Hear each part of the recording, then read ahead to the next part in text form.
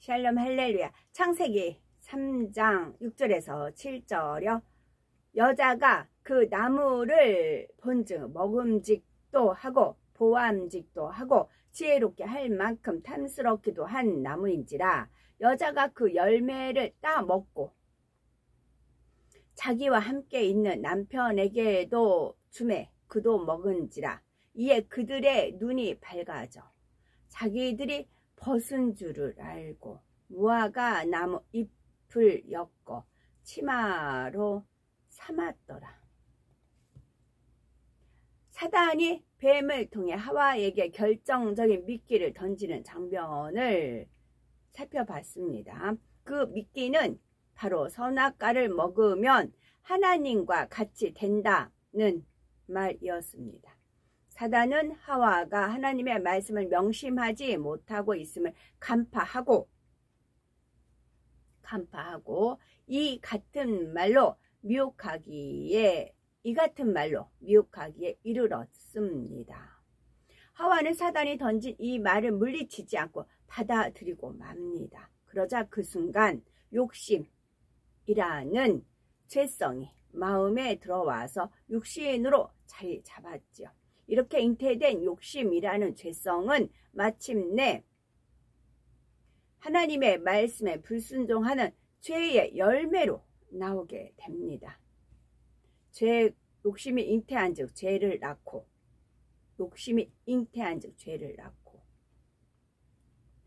처음에 공룡은 부러움으로 시작을 했다고 했습니다. 부러움으로 시작하다 보니까 시기 질투가 생겼고, 그러다 보면 나는 왜 이런가 해서 자기가 불만스러웠고 자기 위치를 벗어난 그런 행동을 했습니다. 다음에 하와 같은 경우는 하나님과 같이 된다는 그 말에 혹했습니다.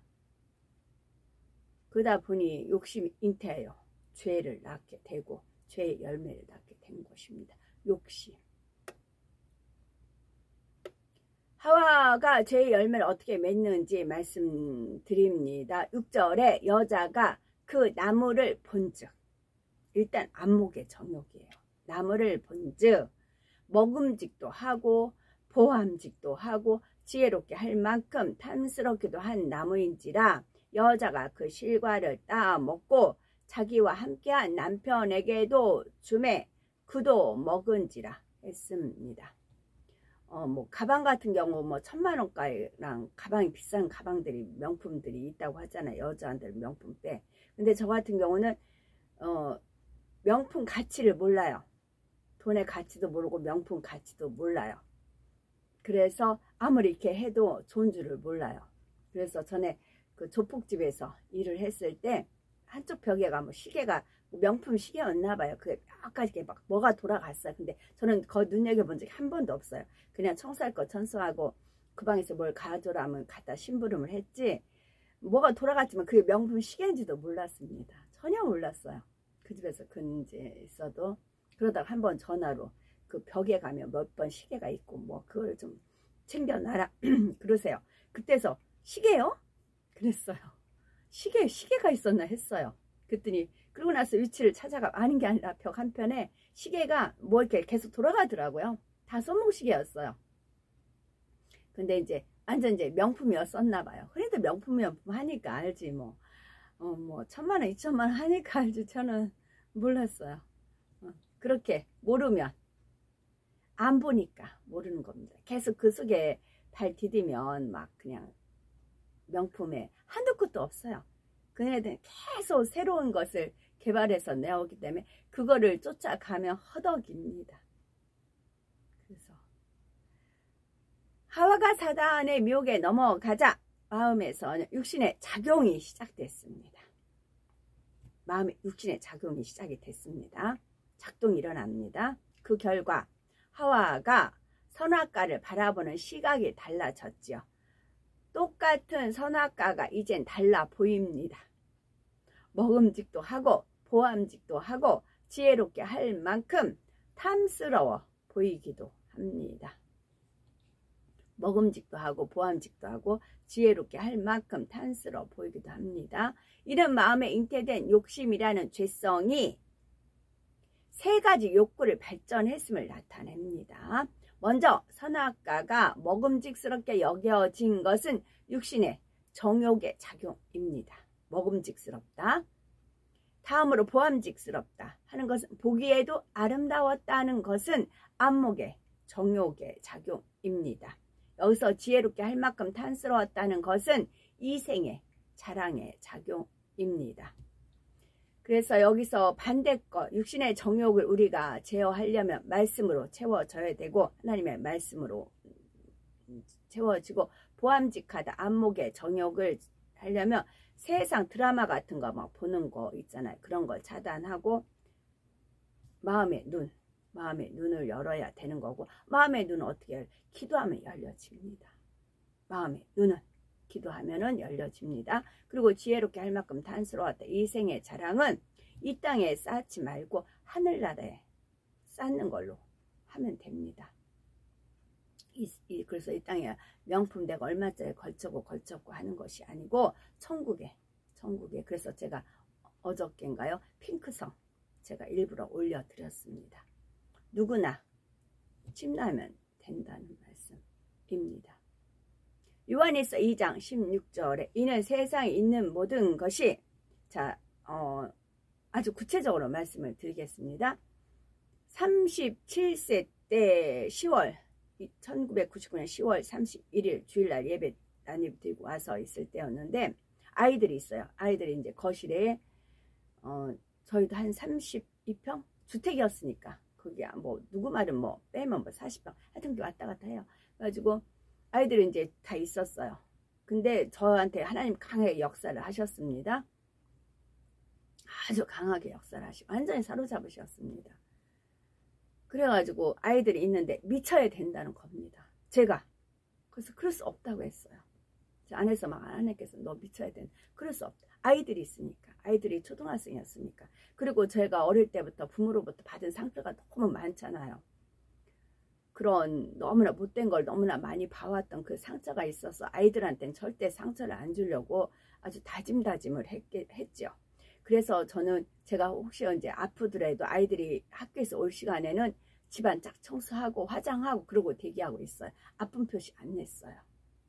항상 화장 깨끗이 해놓고 하고 아이들을 쫙 청소해놓고 아이들을 맞이했지 어수선하게 흐트러지게 그렇게 아이들을 접하지 않았어요. 저는 그렇게 나름대로 노력을 아이들한테 최소한 상처를 안 주려고요. 엄마가 이런 엄마다. 막 술 먹고 막 헬렐레 하고 막 하토나 치고 막 니나누나 하고 그런 엄마의 모습이 아니고 그렇게 인상을 심어줄 아이들한테 그렇게 노력을 했던 저입니다. 근데 미쳐야 되는데요. 그럴 수 없다고 했어요. 그랬더니 다윗 미친 행각은 알죠. 그걸 이제 말씀을 떠올려 주시더라고요. 그래도 제가 어릴 때 그 상처가 있으니까 그걸 떠올렸어요. 아버지한테. 아버지 아시지 않느냐고. 내가 어릴 때부터 사람 취급받지 못하고 버러지 같은 취급받으면서 여기까지 왔는데 아이들이 있는데 여기서 어떻게 내가 미치냐고 이제 그렇게 이제 말씀을 드렸죠. 그랬더니 아버지가 뭐라고 하신 줄 알아요? 내 뜻이니라 딱 그러세요. 내 뜻이니라 딱 말씀하시자 제 온 지체가 틀어지는 겁니다. 그냥 이렇게 틀어집니다. 막 발발발 떨리고 막 이 지체가 다 아마 애들이 기겁을 하는 거죠. 울고불고 난리가 났습니다. 이게 아이들한테 영원한 상처이잖아요. 내가 보니까 막 전 이제 눈을 감았습니다. 아예 눈을 감고 뜨지 않았는데 막 지체가 틀어지고 막 이렇게 꼬인 간질 일어나듯이 막 난리가 났습니다. 큰애가 좀 똑똑하거든요. 막 그 애를 전화해서 우리 엄마가 미쳤다고 좀 와달라고 막 이제 막 그렇게 울고불고 난리를 칩니다. 그 이제 이쪽 이제 있는 사람은 자기 신우들 이제 찾습니다. 이제 기도원 끌고 가려고 그 난리 쳤습니다. 그래서 궁금했죠. 왜 이런 현상이 일어나냐고 이제 또 이제 그 중에 이제 눈 감고 아버지한테 여쭤봤습니다. 천사들이 뒤틀고 있다 그러시더라고요. 힘 있는 천사가 제 지체를 다 이렇게 뒤틀고 있다 그렇게 말씀을 하시더라고요. 거기서부터 시작이 됐습니다. 거기서부터 시작이 돼서 사람의 생각, 이성으로는 판단 안 되는 일들이 저한테는 일어났지요. 그랬을 때 그 누구한테 이런 상황에 순종하라면 순종하겠는지 그렇게 하나님께서는 물어보시는 거죠. 정말 순종할 수 있는 자가 누가 있겠느냐. 그런 거죠. 그래서 핑크성은 이제 보너스입니다. 핑크성은 보너스이고, 핑크성은 이제 제가 했던 그 모든 것을 그렇게 이제 기도 먹고 그런 것이고, 그러면서 집안채를 보여주시더라고요. 집안채를 한 채 보여주시더라고요. 이게 네 집이다. 그러시더라고요. 그때부터 오늘날까지 이르는 거였습니다. 순종이었더라고요. 요한일서 2장 16절 이는 세상에 있는 모든 것이 육신의 정욕과 안목의 정욕과 이생의 자랑이니 다 아버지께로 쫓아온 것이 아니오 세상으로 쫓아온 것이라 말씀합니다. 이 말씀처럼 육신의 정욕, 안목의 정욕, 이생의 자랑은 세상 주관자인 사단으로부터 왔습니다. 한 가지 더 덧붙여 이제 헤브라님하고 함께 거할 때였습니다. 딸아이가 엄마 헤브라님하고 살래? 우리랑 살래? 결정을 하라고 하더라고요. 만약 헤브라님은 이제 완전 거짓식으로 이렇게 오셨었거든요. 이제 신용 불량자, 이제 파산자로 해서 뭐 거의 외모도 그렇고 막 거짓 모습 일부러 그렇게 오신 거였거든요. 근데 이제 저는 제 그렇게 단도직입 딱 얘기를 하더라고요. 그래서 엄마 만약에 그분이랑 같이 살면 나 엄마 영원히 안 본다고 결정하라고 좀 딱 부러져요. 그렇게 얘기를 하더라고요. 그래서 저는 설마 그 말이 그냥 하는 말인 줄 알았습니다. 그때 이후로 지금까지 한 번도 얼굴 안 봤습니다. 지금까지 딸, 아이, 그 자녀도 다. 대신에 이제 두 자녀에 대한 천국에 대한 소망, 위치, 포지션 그런 거는 확실하게 알려주셨죠. 그 아이들도 희생을 당한 거니까. 그렇게 다 버린 겁니다. 전토와 친척 아비 다 버리면 뭐 그 말씀 있지요. 그 말씀에 해당이 되는 것입니다. 하와가 사단의 미혹에 넘어가자 마음의 욕심이라는 죄성이 잉태됐고 그것이 육신으로 자리 잡았던 것입니다. 그리고 육신은 크게 세 가지 욕구로 발전하여 수많은 죄를 짓게 됩니다. 육신의 정욕, 안목의 정욕, 이생의 자랑이 무엇인지가 요한일서에 계속 이어서 나오고요. 먼저 육신의 정욕은 육신을 쫓아 범죄하려고 하는 속성입니다. 육신은 사람의 몸과 죄성이 결합된 것이고 사람에게 있는 죄성이 겉으로 표출되려고 하는 욕구, 곧 범죄하고 싶은 욕구가 육신의 정욕입니다. 간음하고 싶고 혈기 내고 싶고 도적질하고 싶은 욕구, 미워하고 싶은 욕구, 이렇게 죄를 짓고 싶은 욕구가 다 육신의 정욕입니다. 하와가 선악과를 볼 때 먹고 싶다 한 것은 단순히 식욕이 생겼다는 의미가 아닙니다. 먹지 말라 하신 하나님의 말씀 어기고 싶은 마음, 하나님의 명을 거스리려는 마음, 곧 범죄하려는 마음이 생긴 것입니다. 이는 육신의 정욕에 대한 작용입니다.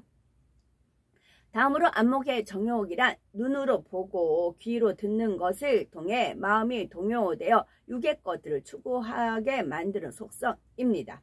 사람이 어떤 것을 경험하면서 좋다는 느낌과 함께 마음에 담아 놓았다고 합니다. 그러면 다음에 그 경험을 연상시키는 것을 보고 들을 때 좋았던 그 느낌이 되살아납니다. 예전에 좋은 느낌으로 세성을 취했던 사람이 그 느낌을 되살릴 만한 것을 접하게 되면 다시 세상을 취하고 싶은 욕구가 강해집니다. 그래서 그 욕구를 쫓아 육을 취하게 됩니다. 하와가 선악과를 볼 때 느낌이 달라졌습니다. 예전에는 정령 죽으리라 하신 말씀을 명심했을 때는 선악과의 근처에도 가지 않으려 했을 것입니다. 보통 사람들이 마약을 떠올리면 어떠합니까? 가까이 하면 안 된, 저는 그 소리만 해도 액해요. 머리가 아프고. 가까이 하면 안 된다, 위험하다, 끔찍하다 이런 느낌과 생각이 들지요. 마약은 몸과 마음을 서서히 상하게 하다가 마침내는 죽음에 이르게 하기 때문입니다. 그런데 마약에 중독된 사람들은 마약에 취했을 때의 느낌이 강하게 남아있지요. 너무 좋다는 느낌에 사로잡혀서 멸망의 늪에서 헤어나오지 못하는 것입니다. 이처럼 육의 것이 좋은 느낌으로 입력되고 그것을 다시 보거나 듣거나 취함으로써 범죄하려는 속성이 안목의 정욕입니다. 마지막으로 이생의 자랑이란 현실의 모든 향락을 쫓아 자기를 드러내며 자랑하려는 속성입니다. 육의 사람들은 자신이 가진 것을 남들에게 자랑하고 싶어 합니다. 부와 명예, 지식이나 권세, 외모에 대해 칭찬을 받으면 기분이 좋고 남들이 보내는 부러움의 시선을 즐깁니다. 남들이 보내는 부러움의 시선을 즐깁니다. 안목의 이생의 자랑. 이렇게 자기를 내세우며 자랑하고 싶은 마음, 곧 이생의 자랑으로 인해 여러 가지 육의 것을 취해 나갑니다. 만약에 명품을 쫙 걸쳤어요. 근데 누가 봐주지도 않아요. 부러워지도 않아요. 아무래도 개의치 않아요. 그러면 명품 걸친 그 본인이 어떤 생각이 있을까요? 뭐 그럴 거 아니에요. 근데 이제 그게 이생의 자랑. 그래서 명품 사람 부러운 시선을 받으려 그게 이생의 자랑이라고요. 이제 저 같은 경우는 그러니까 아예 이제 드러내놓고 말씀드리잖아요. 원단 1,000원, 2,000원짜리 사서 쫙 걸쳐야 3,000원, 4,000원이고 이제 이런 액세서리 같은 건 1,000원짜리다. 이제 그렇게 되죠. 그러다 보면 1,000원짜리가 꽤 있잖아요. 그러면 두 개를 결합을 시켜요. 그러면 또 색다른 그런 이어링이 되더라고요. 목걸이도 같이 결합을 시키고 이어링도 1,000원짜리 이렇게 한 번씩 했잖아요. 변화를 줬잖아요. 그럼 두 개를 같이 이제 색상 맞게끔 이제 유튜브 보면서 이렇게 만작거리면 또 한 쌍에 또 이어링이 생기더라고요. 그러니까 저는 하와도 그랬습니다. 자신이 지금보다 더 나은 존재 곧 하나님과 같이 되고 싶은 마음이 있었지요. 한 번은 10만원짜리 옷인가 어떻게 샀어요. 근데 애지중지가 되고 이거 드라이 값이 더 비싸고 뭐 언제 이거 입을 기회가 없나? 온전히 신경이 거기에 쓰이더라고요. 오히려 좋은 옷을 좀 사면 이거 한번 입어야 되는데 이거 그리고 한 번 입으면 뭐 드라이 해야 되는데 뭐 이거 따뜻하면 온통 신경이 거기에 딱 써버려요. 근데 이제 저 같은 경우는 1,000원, 2,000원 이제 원단 사다가 뜨르르 제 받고 나니까 좀 균형의 틀이 안 잡히죠. 뭐 그래도 그렇습니다. 그런데 선악과를 보니 과연 지혜롭게 할 만큼 탐스러웠습니다. 이생의 자랑을 충족시켜 줄 수 있을 만하게 여겨졌습니다. 이처럼 하와가 사단의 미혹을 받은 후 선악과를 보자 육신의 정욕, 안목의 정욕, 이생의 자랑이 발동되었지요. 그래서 결국 선악과를 따먹고 말았습니다. 더 나아가 자기와 함께한 남편 아담에게도 주어 먹게 했습니다. 아담이 하와로부터 선악과를 먹으라는 말을 들었을 때 어떻게 하는 것이 옳았을까요? 하와를 호되게 꾸짖고 하나님께 용서받을 수 있도록 이끌었어야 합니다. 그런데 아담은 그렇게 하지 않았습니다. 이상하리 망치 순순히 하와의 말을 따랐습니다. 결국 아담도 사단의 계략대로 선악과를 먹고 말았던 것입니다. 여기서 아담이 하와의 말에 쉽게 응한 이유는 그도 온전한 영의 존재가 되고 싶은 마음이 있었기 때문입니다. 아담은 생명이었지만 온전한 영의 존재가 아니라 불완전한 영의 존재였지요. 하나님의 기운인 생기가 빠져나가면 근본 흑의 성질을 가진 육의 존재로 돌아갈 가능성이 있었습니다. 아담은 이러한 자신의 한계성을 알고 있었지요.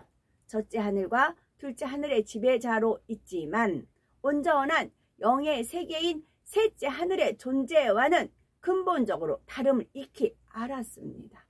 이에 아담도 온전한 영의 존재에 대한 동경심이 있었지요. 하와도 마찬가지였고요. 사단은 이 점을 이용하여 뱀을 통해 교묘하게 미혹했지요.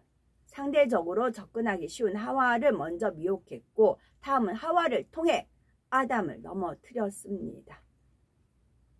이 부분에서 우리는 마음에 새겨야 할 교훈이 있습니다. 바로 누군가가 우리가 하나님의 말씀에 위배된 행동을 하도록 미혹할 때 이 아담처럼 넘어가선 안 된다는 사실입니다. 즉시 단호하게 물리쳐야 합니다. 이와 함께 미혹하는 상대가 회개할 수 있도록 깨우쳐 줘야 합니다. 그런데 사람들은 그 일에 대해서 책임감을 별로 느끼지 못할 때 더욱 쉽게 죄에 빠져들고 맙니다. 아담의 입장에서 이 상황을 한번 보면요. 하와가 선악과를 먼저 따 먹었는데 아무 일도 일어나지 않았습니다. 그리고 자신에게도 권합니다. 먹어봐요. 괜찮아요. 괜찮아가 문제예요. 괜찮아. 그 정도는 괜찮아. 괜찮아. 먹어봐요. 괜찮아요. 이 아담은 너무나 쉽게 응한 것입니다. 이처럼 많은 사람들이 다른 사람을 핑계로 쉽게 죄를 범합니다. 다들 그러니까 나도 괜찮겠지. 내가 먼저 시작한 것도 아닌데 생각합니다. 이처럼 다들 그런다는 생각 때문에 많은 사람들이 정도에서 벗어나고 불법을 행합니다. 예를 들어 사업하는 분들이 다른 업체들은 다 편법을 쓰는데 나만 혼자 정도를 걸으면 나만 손해다라는 생각이 틈탈 수가 있습니다. 사단이 이런 생각을 불어넣어 불법을 행하도록 미혹하는 것이죠. 그런데 세상에서도 정도 경영을 하여 성공한 사람들은 얼마든지 있습니다. 모두가 편법을 쓰고 불법을 행하는 것이 아니죠. 누군가를 통해 다들 그렇게 하니까 이 정도는 괜찮아 하는 말을 들었다면 그게 바로 죄의 길로 미혹하는 말임을 깨달아야 합니다. 아담의 모습에서 얻을 수 있는 또 한 가지 교훈이 있습니다. 죄를 범하는 형제를 보면 그가 깨닫고 돌이키도록 도와주는 것이 사랑이라는 사실입니다. 세상에서도 미움보다 무관심이 나쁘다는 말을 하지요. 분명히 상대가 하나님의 말씀을 어기고 사망의 길로 가고 있는데도 모른 채 한다면 너무나 사랑이 없는 것입니다. 성경은 형제가 범죄했을 때에 어떻게 대처해야 하는지를 알려주셨습니다. 먼저 마태복음 18장 15절에서 17절에 네 형제가 죄를 범하거든 가서 너와 그 사람과만 상대하여 권고하라. 만일 들으면 네가 네 형제를 얻은 것이요 만일 듣지 않거든 한두 사람을 데리고 가서 두세 증인의 입으로 말마다 증창케 하라. 만일 그들의 말도 듣지 않거든 교회에 말하고 교회의 말도 듣지 않거든 이방인과 세리와 같이 여기라 말씀했지요.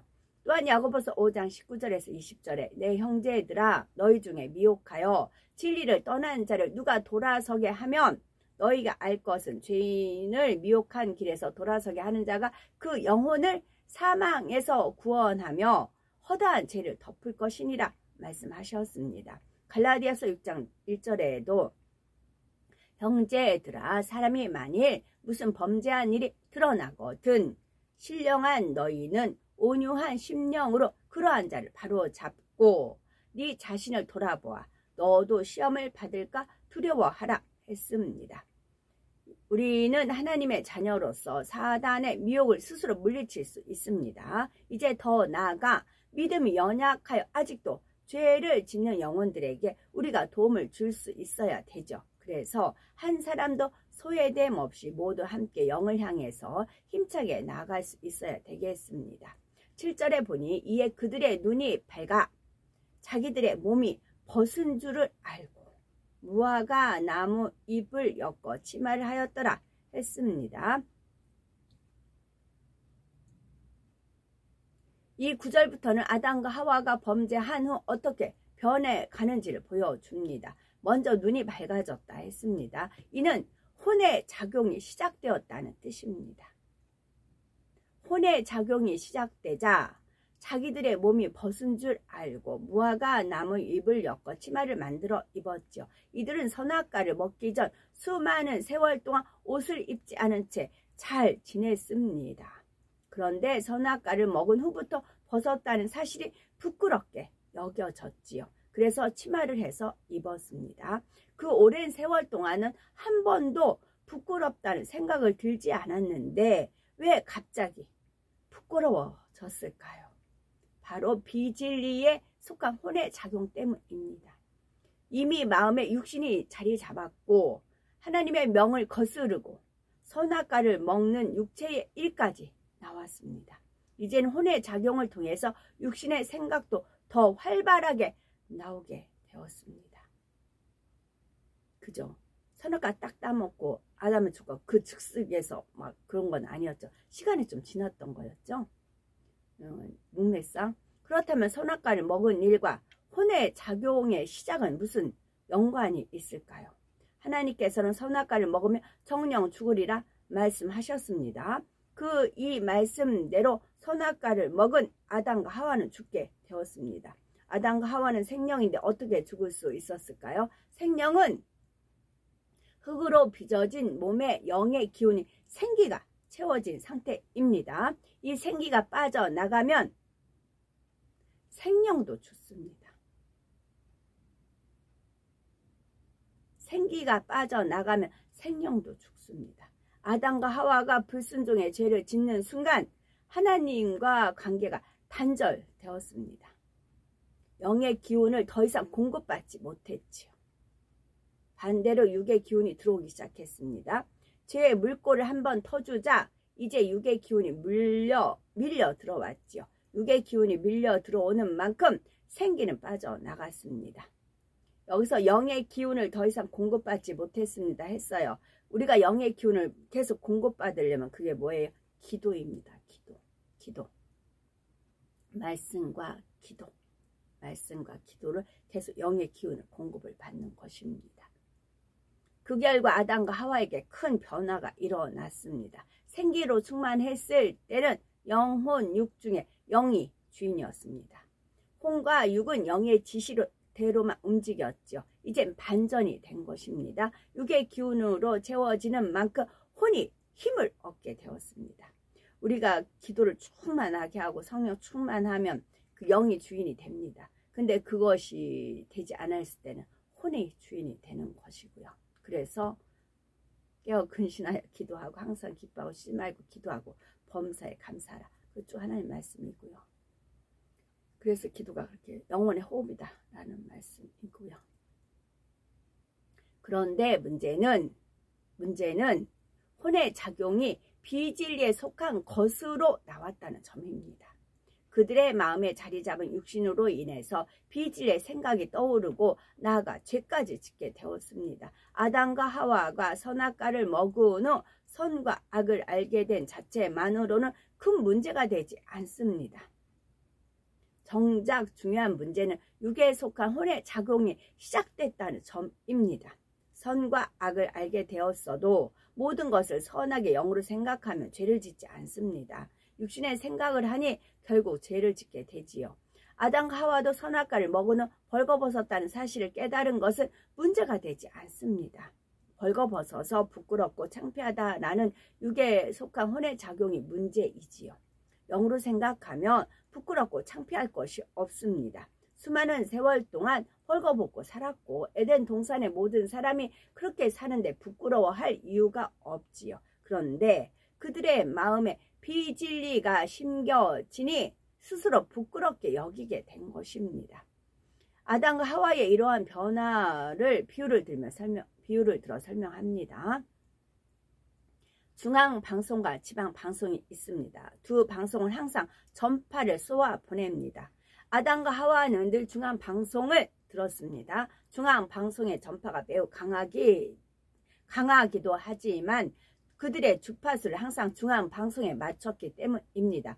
지방방송은 틈탈 수가 없었습니다. 그런데 주파수 다이얼을 다른 데로 돌리는 계기가 있었습니다. 바로 선악과를 먹은 일입니다. 그러자 중앙방송 소리는 희미해졌고 이제는 지방방송 소리가 더 또렷이 들립니다.